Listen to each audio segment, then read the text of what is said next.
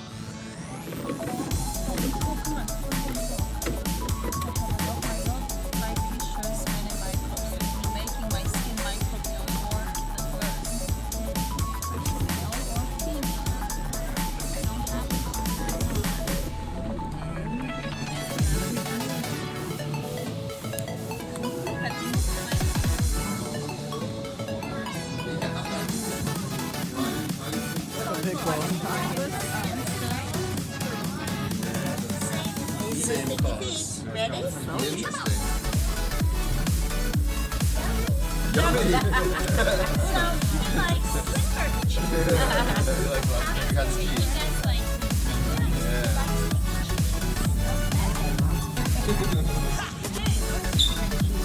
This smells like pho.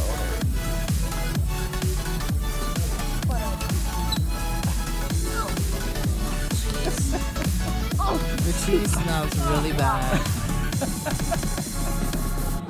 Cheese smells way better. Does the cheese smell bad? Yeah, the cheese smells way better. Oh, I know what cheese smells like. Many kinds of skin bacteria release Ugh. can slow down the creating some bacteria emit acids making skin. like the cheese smells like way better.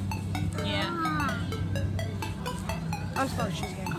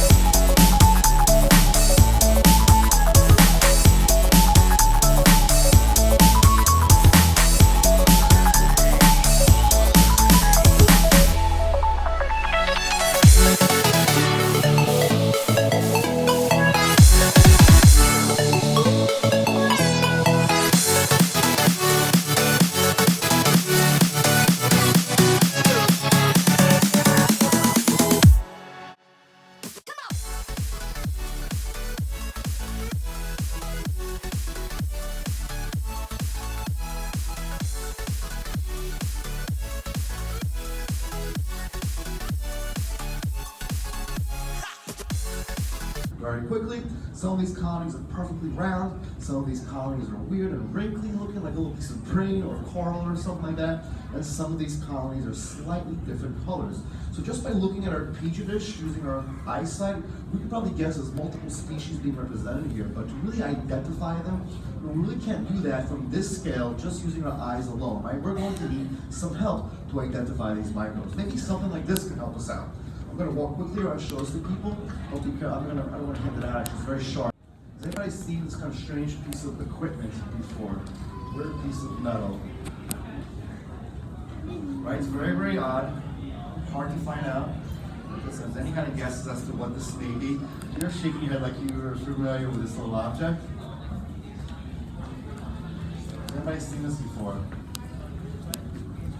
Very, very weird piece of metal.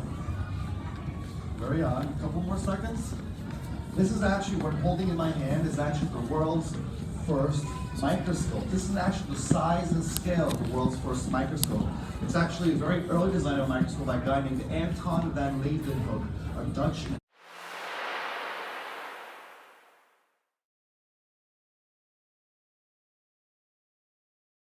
350. This actually works as a tiny little glass spherical lens in there. You put your sample on top, look through, figure out. Kind of amazing. So what did this guy do with this thing 350 years ago? So one day he took a sample of dental plaque from his mouth, like yucky stuff in your teeth and all that stuff. And picture dental plaque 400 years ago, right? What that looks like. So he took some dental plaque out of his mouth. He put on top of that little sample area over there, shined light, and guess what he saw for the first time ever? He saw all this amazing kind of light, all these microbes swimming about. He was so impressed by the motion of these things. You know what that was? A really pretty movie. He was flabbergasted, you know, like pop up in and out. So huge amount of diversity. Before we continue really quickly, I'm going to address your attention towards this little pink pizza slice area. All four of us have this little pink area right there. That's kind of known as our wild card. This is another words for really rare or completely unknown microorganisms that are found in your belly button. Rare or unknown. They found a microbe in my belly button. It's only found in the bottom of the ocean, and yet it's in my belly button. I have no idea. I don't rub sushi in my body. I have no idea they got there. Somebody else actually, they found a microbe that's only been found on this planet in mining waste in Idaho. How random and specific is that? So it's only found in Idaho, in this mine, and this person's belly button. The only two places in the world where it's found. So it's kind of crazy. So I'm not really joking. I'm saying your belly button is like a jungle in every sense of the word. We have thousands of species there. Many of those are completely unknown, rare, all in the middle of your belly button. It's kind of amazing. So let's get back to this idea about this huge amount of diversity, how we're all very, very different from each other in our belly button microbes, right? So let's figure out why are we so different. Next question deals connected, right? Is asthma and depression connected, or allergies to heart disease connected? You know, they don't seem to be, but scientists that are studying this every day, a couple more minutes left, 2 more minutes. Scientists that are studying this every day are seeing connections actually, and this is what they're thinking about. Basically, from the moment we are born, our lifestyles are totally different from our ancestors. For one, we spend a lot more time indoors. We actually spend almost 95% of our precious little time on this beautiful blue jewel planet of ours. We'll spend it indoors. 93% is the average of a person spends indoors of their entire life. Compare that to our ancestors like 100 years ago, right? Also, our diets are very different, right? That's putting it nicely. It's usually lousy. Our diets filled with preservatives and processed foods, right? Sugars, artificial sweeteners, GMOs, growth hormones, dyes, and who knows what else, right? Ubiquitous chemicals that are hard to avoid. These dangerous chemicals that kind of infiltrating our bodies. Also, we're obsessed with cleanliness. Most of you were not here when I first started talking, but I was talking about how we take showers all the time. We're completely obsessed with cleanliness. We're constantly cleaning our bodies, our hair, we're vacuuming, wiping down surfaces in the kitchens and bathrooms, cleaning all day long over and over again, oftentimes using very harsh chemicals. And speaking of chemicals, what do we do when we get sick? We take powerful medications, these antimicrobial drugs, these kind of broad spectrum drugs that kind of indiscriminately kill good microbes and bad microbes, like a Uzi of microbe killing, right? Terrible things to do that we've been finding out, unfortunately. So what's the connection? Being in this room is all about microbes, really, right? Hard to guess that one. But more specifically, the actual argument is that we are decimating our microbial diversity. We should be having a lot more different kinds of microbes on our body body and inner body, but we're losing that diversity from like two factors, like a 1-2 punch. On the one hand, our poor diets and poor lifestyles increase the bad microbes. At the same time, we're literally washing away, we're getting rid of our good microbes. This is the imbalance that's thought to be at least partially responsible to all these diseases and disorders. So this kind of leads me to my last and final question, open-ended. There is no right or wrong. Last question coming up, and it's basically this: would you take live bacteria or any kind of living microbes to, to be healthy, to treat a specific health concern or so? Would you take live bacteria to keep you healthy, in the near future when these cool new products start coming out? Last question, couple of seconds, we're almost over. 3, 2, 1. And let's take a look at your answers. 65% yes, 8% no, and 27% are not sure. If you did say yes, I'm right there with you guys. Remember, you're going to be completely covered with microbes, regardless of what you do. You can never get rid of them. Or you can kind of shift populations around. So if we kind of think about microbes as not being like this kind of annoying pest to kill, but we have to appreciate that microbes are very important part of our really good, vibrant health that we're trying to really reach. So please, please, please remember that this microbiology business, we're in the very, very beginning, this huge revolution in medicine. We're at the very, very beginning stages of this giant sea change of how we actually view human health and really now appreciate how important the microbiome is in relationship to our health. So please, every once in a while, do me a favor right now before you guys leave, take your fingers and touch your belly buttons really, really quickly. You can't feel or see the microbes here, but you know that they're there. So please, every once in a while, thank your microbes and say, thank you, microbes, for doing such a good job and keeping me healthy. And that concludes today's show. Thank you very much for your time. I really appreciate it. Thank you. And before you guys go, I'm going to be handing out these microbe stickers. Just by the virtue of grabbing these stickers from my hands, we'll be spreading your live bacteria onto the surface of these stickers. They can slap those stickers around any way you like, the room next door, and basically help our microbial community grow. Thanks so much again. You guys have been a great audience. Have a wonderful and warm day. Thank you. And remember to go to the beach today. It's really warm. Bar soaps and shampoos because we think it's good and healthy to be clean, right? So our parents and their parents taught us basically that getting rid of dirt and grime and bacteria is good for us, right? It's healthy, period, end of story. I'm kind of here to challenge that idea a little bit. Some people argue that we are completely obsessed with cleanliness. We're constantly cleaning everything all the time, over and over again, and that could have some negative health consequences for our lives. So I'll get back to this idea a little bit later on that we're kind of like cleaning ourselves way too much, and have that in the back of your mind as we continue talking about the relationship between our health and microbes and all that kind of stuff. So let's get really started with our show. So microbes, right? They're tiny, they're small, they're everywhere. We have these ideas, they're all over our skin, in our bodies, all over surfaces, in kitchens, and bathrooms, all over the place, right?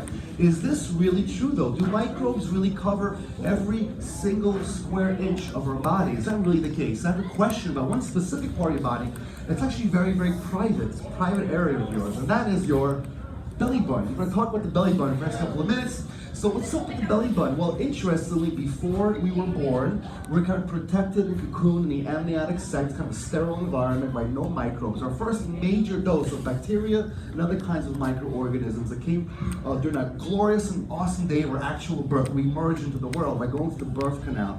That's when we first picked up all of our microbes. But, your belly button is a hot place. It's like a souvenir of being born, so to speak. It's like where we were connected to our birth mothers through the umbilical cord, right? This kind of leads to my next question, which looks something like this. But basically, right here and right now, your belly buttons have any microbes? What do you guys think? Does your belly button have any microbes as we speak?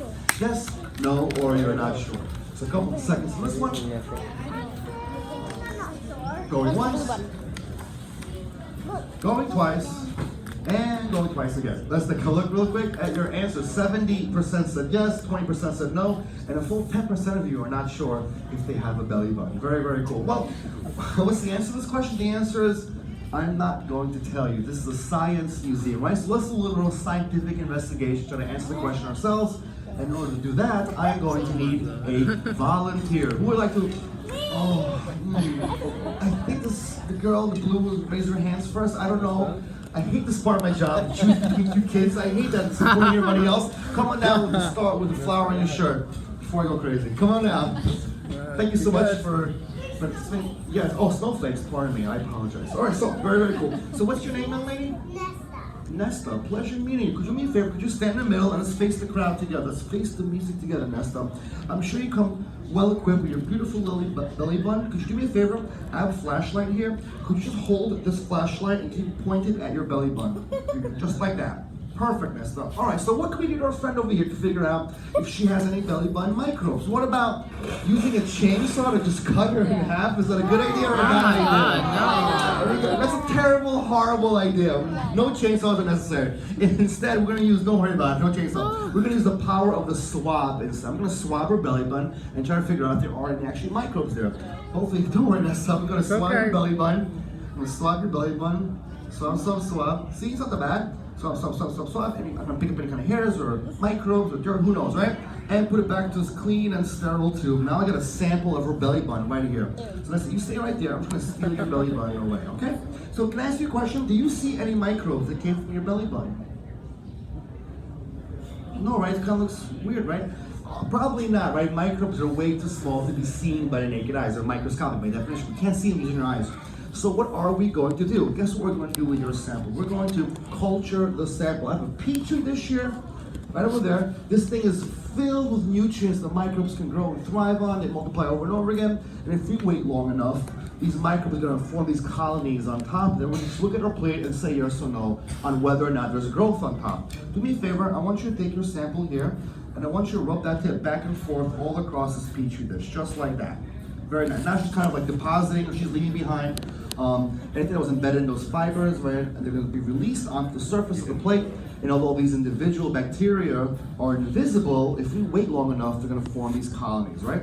Very, very good job. She's all in the wrist. I'm going to close this up again right now. And I'm going to take this and put this away. And now all we're going to do is wait 4 or 5 days for the stuff to grow. Is that cool? Everybody just sits there 5 days waiting for grass to grow, essentially. Maybe you have better plans, right? So what we're going to do is we're going to do one of those television tricks, those cooking shows where the chef has a bunch of raw ingredients, they mix it, kind of throw it into an oven, and next thing you know, 10 seconds later, there's a beautifully cooked meal ready to go. So instead of your plate, I'm going to switch it with a plate that's been cooking for 5 days already. So could you be fair? I want you to pick up the lid on top and let's see if anything grew from your belly button. Look at that. Wow. Yes, the answer is yes. Your belly button is filled with life, brimming with life. It's amazing how much life there's actually in your belly button. Amazing, actually. Is that what you thought? You had belly button microbes? Well, you're a very, very smart young girl. Thank you so much for helping me out. And a round of applause for our awesome volunteer. Thank you so much. Go back to your seat, my man. Appreciate it. The answer is not just yes, it's an emphatic yes. It's kind of amazing how many microbes are there in your belly button. Actually, there's so many microbes there that scientists from North Carolina, from the Your Wildlife Project, they've actually sampled over